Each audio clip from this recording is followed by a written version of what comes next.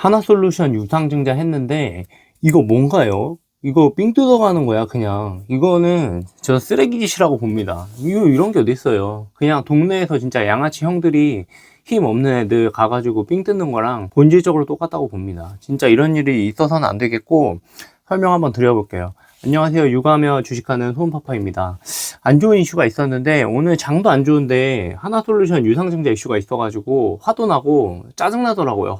근데 이게 어제 운 좋게 어제 그냥 이제 포트 정리하면서 사실은 이제 제가 종목 다이어트를 해야 돼가지고 보면서 이제 적자 기업 정리하느라고 어제 엄청 운 좋게 팔았는데, 지인한테도 추천했던 종목이고 이래가지고 바로 연락을 해가지고 이제 팔아야 된다 뭐 이렇게 했는데, 그쪽도 이제 오늘 한 38,000원 정도인가 친구가 팔았다고 하더라고요. 그래서 그랬냐 그러고 다행이다 이랬는데, 진짜 짜증납니다. 이거 한번 이따 자세히 설명드려 볼게요. 시장부터 한번 보도록 하겠습니다. 일단은 지수가 좀 안 좋아요. 제가 보기에는 이게 위쪽으로 제가 지금 아직도 그래도 보고 있긴 하거든요. 이제 저점 딛고 올라가는 모양새가 좀 있었는데, 와 4일 연속 5일 연속 음봉이고 지금 다시 전저점을 위협하고 있거든요.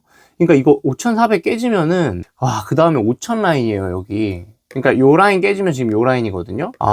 모르겠습니다. 지금 여기서는 저는 더 매수하기가 좀 힘들고, 그러니까 종목단에서 지금 광통신이랑 뭐 젠스랑이 찍어준 뭐 몇 가지 있잖아요. 그런 데들 이제 좋은 섹터 몇몇 빼고는 지금 거래하기 상당히 힘들고, 로봇도 지금 죽어가고 있고, 더 뭔가 비중을 실기에는 쉽지는 않은 것 같습니다. 사실 그때 이제 현금 확보해놨던 걸로 좀 이제 매수한 종목도 있고 이런데, 여러분들 지금은 좀 보수적으로 관망하시는 게 좋을 것 같습니다.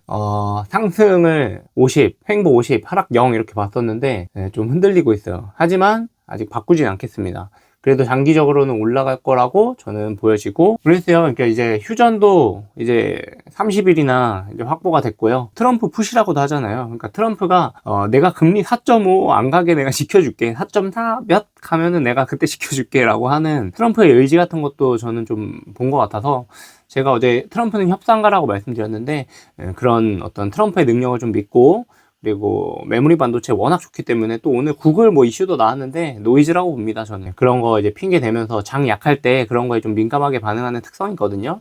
투자자가 항상 불안하잖아요. 이게 주식이 이제 빠져가지고 하락 추세 전환하면서 이제 다 팔아야 될지, 그런 걸 계속 걱정하는 게 시장 참여자들이기 때문에 저는 그런 건 좀 노이즈에 취약해진 시장이다. 그러니까 한마디로 시장에 조금 심리가 훼손됐다 이렇게 보실지언정, 그렇다고 해서 하락 추세로 그럼 전환할 거냐, 그렇게 보지는 않습니다. 뉴스를 좀 보여드리고 싶은데요. 제일 빨리 보여드려야 될 뉴스가 아마도 거침없었던 한미의 반도체주 급제동 뭐 이런 뉴스가 있는데요. 그 이야기입니다. 구글 신기술의 삼전, 닉스, 쇼크, 빅테크들 메모리 가격 치솟자 비용 줄일 신기술 개발 안간 힘 이래가지고 구글의 터보 퀀트라는 게 나왔습니다. 그래서 메모리 사용량을 줄일 수 있다고 하는데, 뭐 1년 전부터 사실은 공개가 돼 있었던 내용이라고 하기도 하고, 이전부터 써왔을 거다 뭐 이런 내용, 그리고 이걸로 해가지고 당장 메모리를 뭐 그러면은 100개 살 걸 뭐 50개로 줄인다 이런 거는 아니다. 그렇게 시장에서는 보는 의견이 좀 더 지배적인 것 같아요.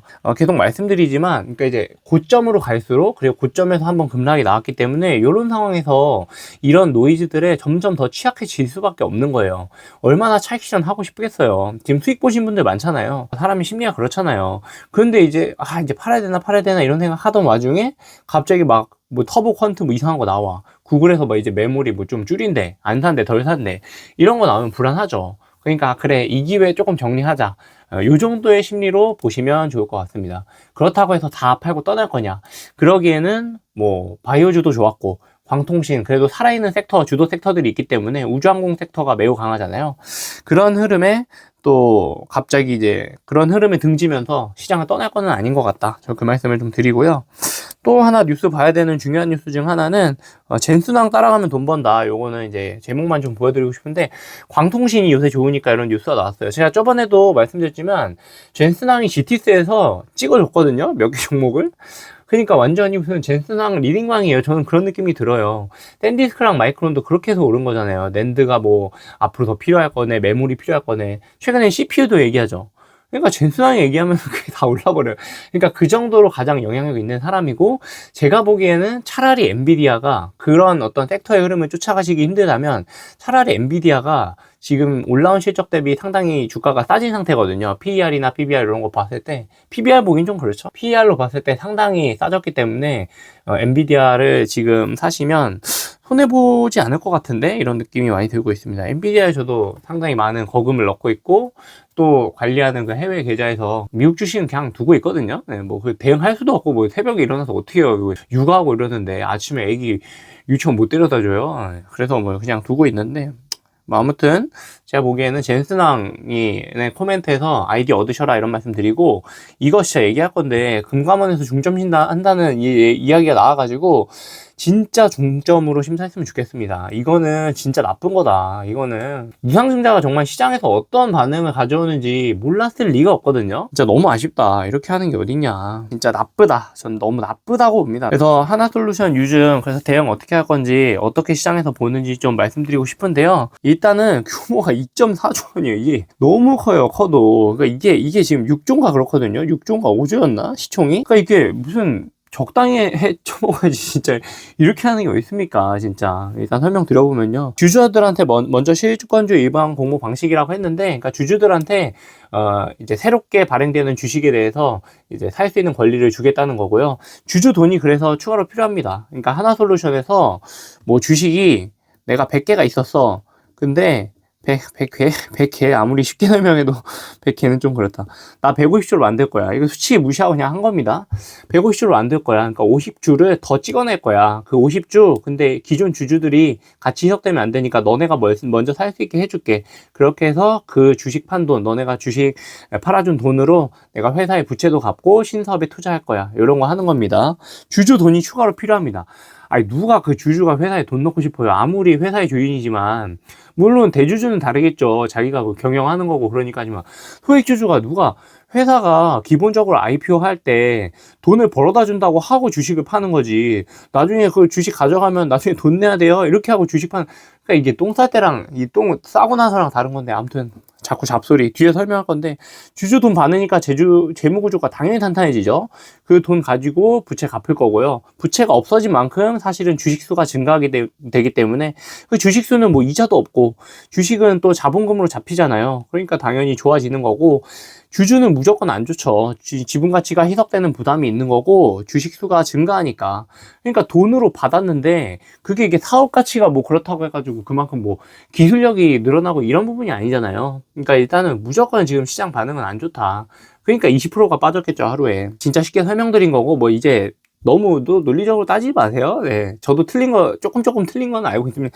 그러니까 이게 투자자들이 사실 또 그게 하나 있어요. 그러니까 너무 막 공부를 너무 열심히 하시는 분 계시거든요. 막 주주 배정이 뭐야? 막 구주 배정 있고, 삼자 배정이 있는데, 삼자 배정도 막 종류가 그러니까 저희는 투자자로서 알아야 될 것만 알면 돼요. 그것만 이제 정리해서 드리는 거니까, 더 궁금하면 공부를 해보시고, 또 뭐 이제 얘기를 하다 보니까 자꾸 이렇게 태클 댓글이 살짝 달려가지고 저도 불안해가지고, 네, 약간 연막 이런 거 뭐라 그러지? 쉴드? 네, 미리 이렇게 해놓는 거 뭐라 그러지? 용어가 있었는데, 유행하는 거. 아무튼 말씀드려보고, 그래서 회사 입장에서 왜 유상증자가 필요한가? 네, 채무가 너무 많다는 거죠. 금리가 지금 오르려고 그러잖아요. 불안했을 수도 있고, 태양광 시설에 투자해야 되는데 지금 부채가 많은 상태에서는 힘든 거고, 그래서 차세대 텐덤셀 기술 선점에 자기가 올인하겠다 뭐 이렇게 얘기해요. 근데 이제 뭐 기술 선점이라는 게 돈 받아가지고 뭐 올인하면 좋긴 한데, 이게 돼야죠. 누가 뭐 텐덤셀에 이렇게 올인하는 베팅 하고 싶대요, 주주들이.